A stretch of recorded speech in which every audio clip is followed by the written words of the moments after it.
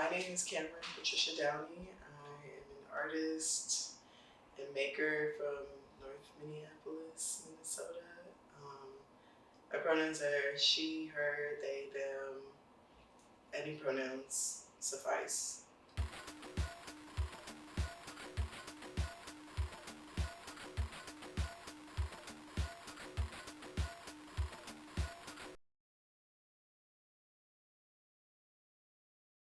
I feel like I was just talking about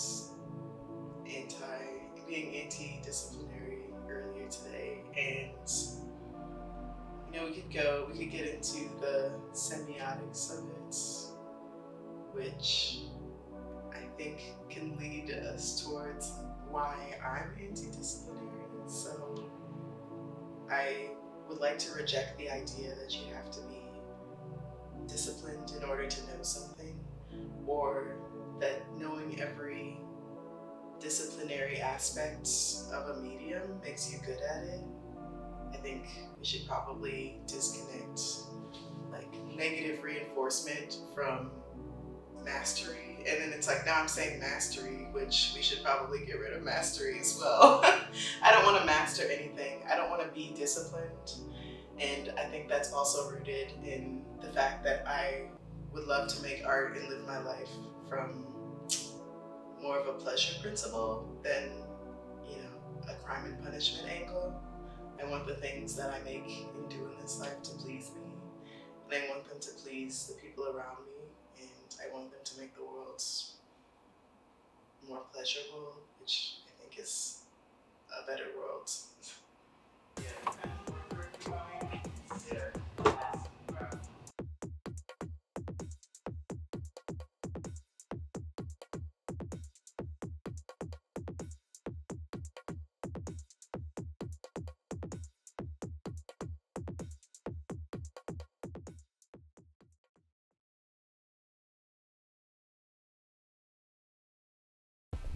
Actually, one of my friends and longtime interlocutors, now mere fears, helped me find that title. They were with me when I was really struggling with the logistics of sawing this couch in half. And while that feat didn't necessarily involve them, I definitely sent them pictures after and was like, hey, look at this. Because mind you, I'm keeping a lot of the artwork as I'm making it sort of to myself, because not that I want to surprise people, but I want them to take it in all at once rather than in piecemeal or piece by piece. So I sent this to them and they're like, oh, Lord, split me open with the heart eye emojis. And I was like, that's actually exactly right. Conceptually and affectively. So it's connected to this one Pastor Juanita Bynum sermon about asking the Lord to split her open for various reasons. And I think the church and conceptions of God have always been a part of my upbringing, just through my family. But I think throughout the show, I'm splitting things open, I'm tearing them apart. I'm interrogating them, I'm parsing through them, and from a godly perspective, I think there's something really erotic about having a being that knows every part of you, or knows every bad thing you've done and loves you still.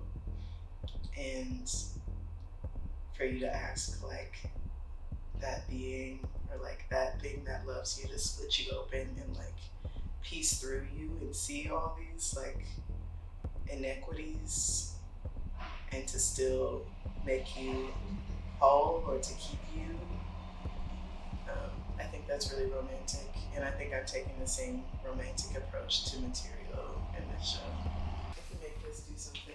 This is I really love this material. This was one of the works that kind of came together in the space because it was so big and so delicate. Even though this is steel technically, but it's so thin that it becomes a fabric, and the aluminum is also, it becomes springy. So I like how it looks when you bounce it a little bit. I also like how it sounds bounce it a little bit.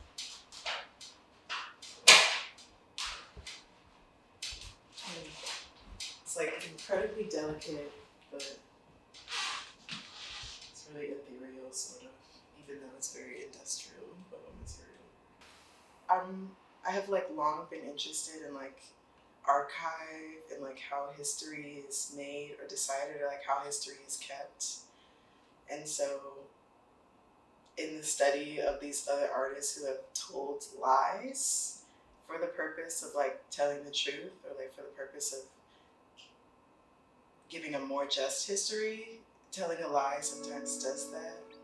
And so I'm interested in that, like that fantasy, like that, yeah, like the myth making sort of. And I'm also really interested in like the psychoanalytic implications of the fact that a lot of our memories are just accidents. Throughout the show, I've stumbled into artifacts, and I've happened upon non-artifacts, things that I thought were once artifacts but really weren't. And yet the care that was shown to this item makes it just as much an artifact as anything else. Those are all really beautiful ways we go about and move through the world and like move through memory.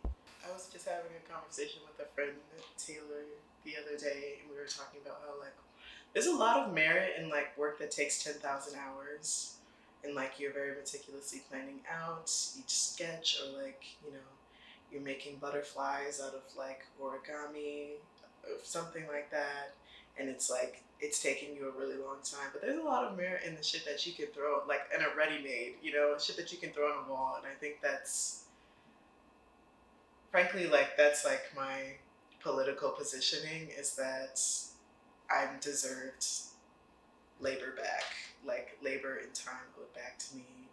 I think about like poetry is not a luxury, like it's okay, and it's just as smart and it's just as like good of art if you can make it in 5 minutes, or like if you can make it in 5 years.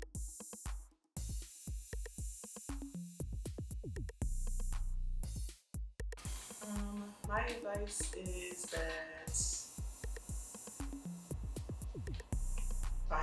find you a good critical circle. Find you a circle of people who will tell you when it's good and when it's not. Find you a circle of people who have good music taste, who know when to go to the lake, who know when to call it a night, who know when to get you up early in the morning. Like your community is everything in that way, and like after that, you know, anything is possible, or with that, anything is possible. You know, your ideas are always manageable when you have people around you who care about you and that you care about. And I always think that those like connections are what fuels good art and good politics and a good life.